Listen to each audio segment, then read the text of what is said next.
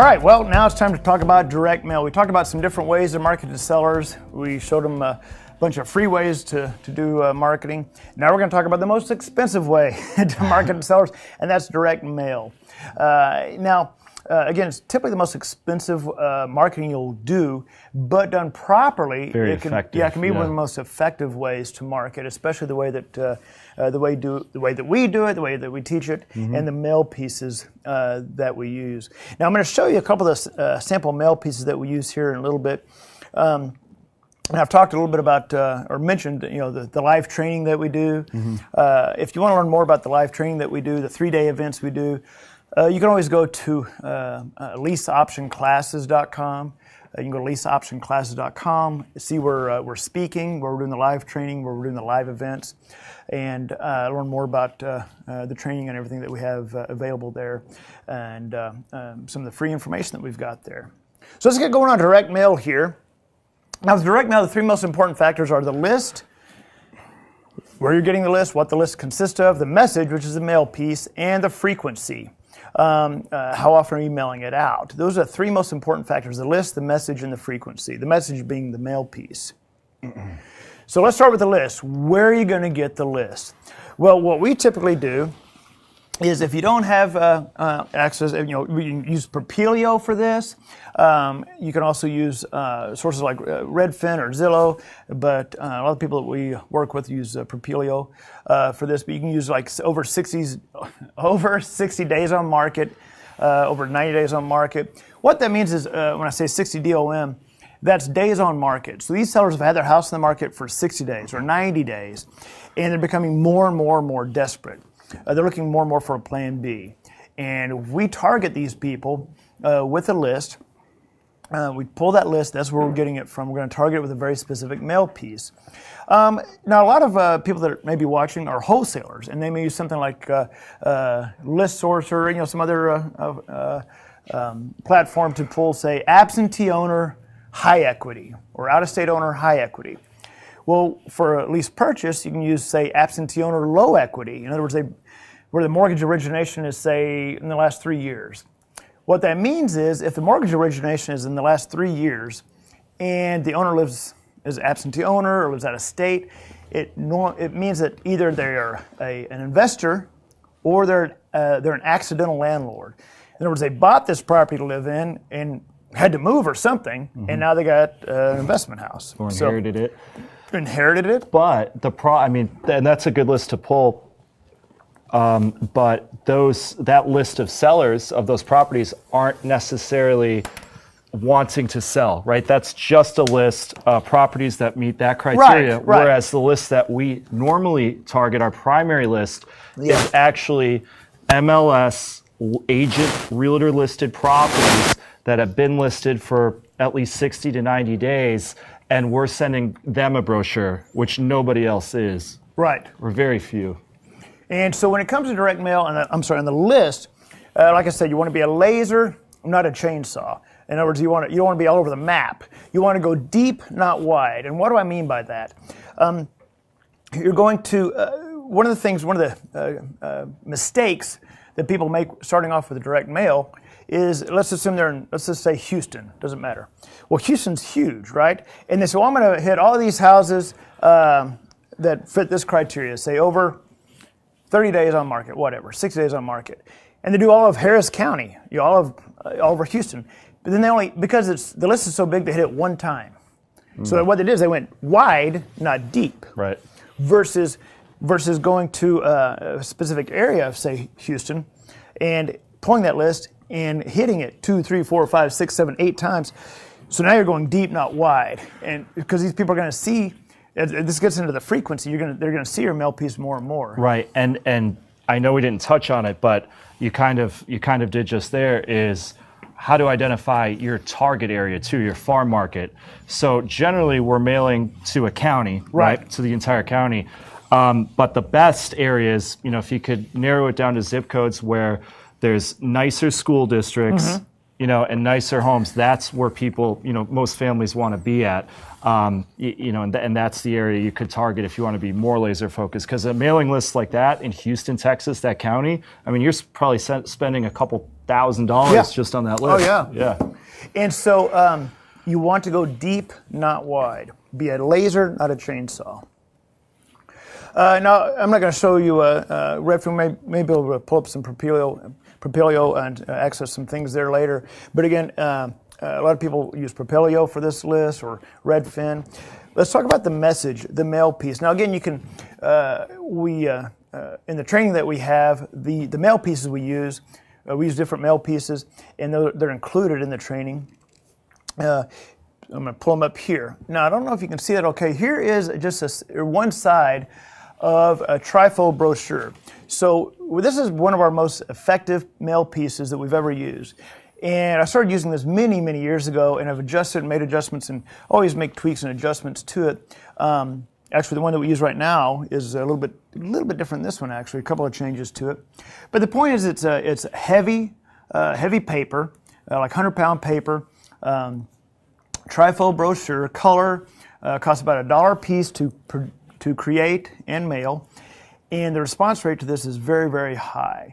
So here's just one of the mail pieces we use, and you can see it's not some ugly little yellow postcard like a wholesaler might use. Hey, we buy houses and whatever.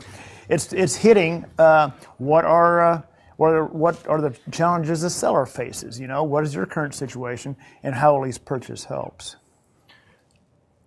And here's the back side of it again. It's a trifold brochure that goes out, and this is again the highest response rate. Highest response we get from a mail piece of anything is our trifold brochure.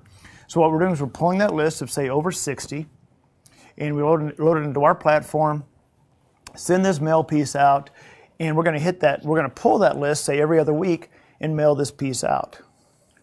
Here's just one of the postcards that we've used before. This is a big, I think, what is it, 8x6 or whatever. It's an oversized, it's an oversized whatever. Postcard.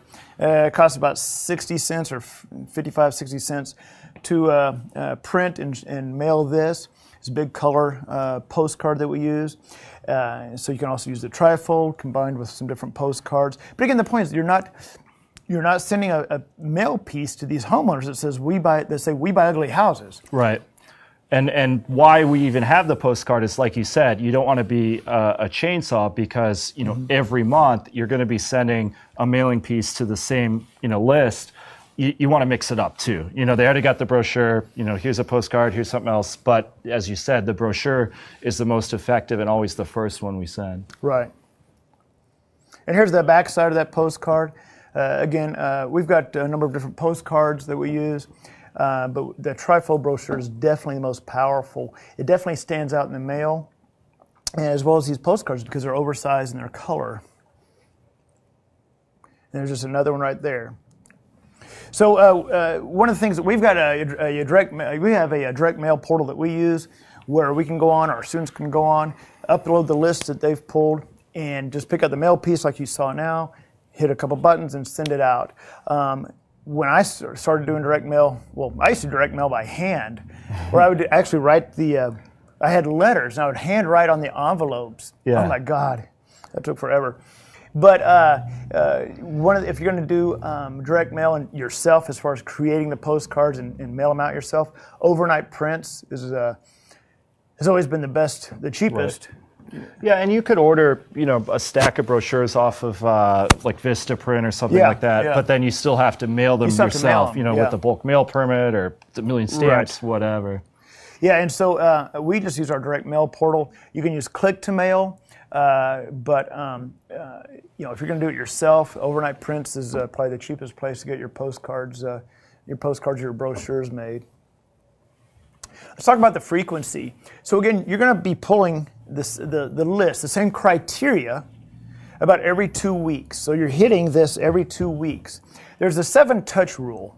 And the 7-touch rule, or 7-touch theory, I guess, is that it takes a customer 7 touches. You got to touch that customer 7 times before they respond. And by touch, you mean with the mail piece? Yeah, mail piece, or and say in other businesses, say mail piece, radio ad, TV ad, mail piece. Some form of communication. Yeah. And so we are going to pull that list, say that criteria every 2 weeks. Because when you're targeting houses that are 60 days on market, that list is going to be different in 2 weeks than it is now. Yes, you're going to have some of the same houses, but you're going to have new houses. Which is why you want to send, hit them again, because those same houses, maybe those sellers now became a little bit more motivated, as time goes on. And I keep getting this brochure from this guy. I'm going to give him a call and see what it's all about. Right, exactly. So when we pull that days on market, we pull that about every 2 weeks and hit that with our trifold brochure. You want to look for neighborhoods. Here's another great area to look for houses. Is if you have an area where maybe it's a little bit older neighborhood that's within, say, 5 miles of new construction.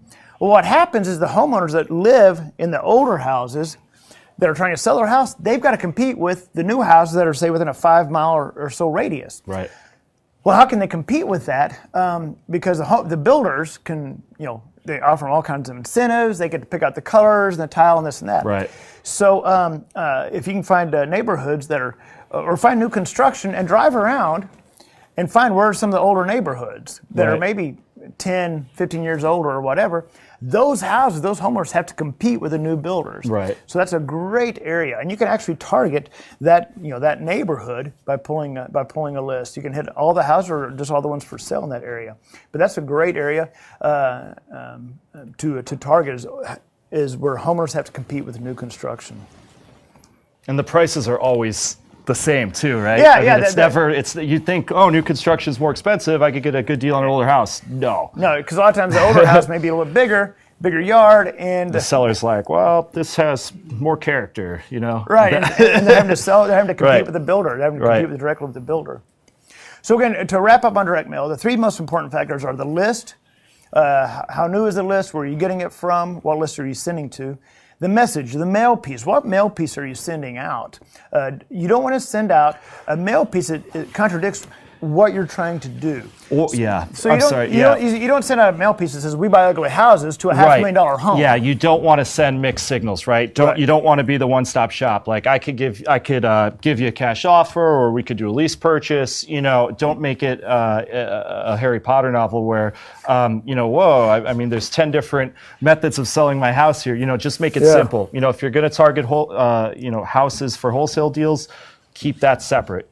Just keep your mailing pieces, and it translates to your websites too. Make your website specifically about lease options, or specifically about I buy houses or whatever. But keep it simple. And the frequency. We get this all the time. We'll have students that they come in and they're all, here we go, we're going to do a mailing, even though we tell them not to do it yet. They do a mailing and they come back to us and go, well, that didn't work. Right. Well, yeah, because they sent out like 300 mail pieces, send it one time, go, whoop, that didn't work. And don't misunderstand though. I mean, it doesn't take 7 mailings before you get your first call. No. You'll probably get a few calls off that first mailing. But like you said, if you don't be discouraged. shocked. Yeah. It may very well take a couple of mailings to send out. So I think I often get asked what our numbers are, and I think on average for every $1,000 to $1,500 we spend in mailings, we get about we get probably, it's going to vary, but about 5 houses under contract. Yeah, if you send out 1,000 pieces and you get 5 calls, that's good. Because think about it, those 5 calls, when we get a call, we get the deal too. I mean, they're hot, they're warm leads, they're interested, you're getting an inbound call, they're interested about us. We'll more likely than not get that property. And if we move 5, let's say at conservatively $7,000-8,000 per deal, times 5, times 5, and how much was your mailing? It's definitely worth it. But just starting out, you may not want to, start a direct mail campaign until you have the resources to do it consistently every month. Yeah, exactly. Don't throw Hail Marys. Yeah, I would, and when you get ready for direct mail, I would say plan on about $1,000 a month. That'll get you a good a good response rate. So again, with direct mail, there's certainly an art to it, and I've said this throughout every section that we go into more detail in the live training. Again, you go to leaseoptionclasses.com, learn where we're speaking, where we're doing the live 3-day events, and we go into all these topics in a lot more detail. And again, so that's kind of the overview, I should say, on direct mail. And now we're going to talk about setting the numbers, which is very, very important. We seem to be the only ones in the industry that show how to set the numbers properly. And it's crucial you do so. Yeah. And so we're going to show you how to set the numbers and the seller price sheet that we use and everything. So we're done with direct mail for now, and we'll catch you on the next section.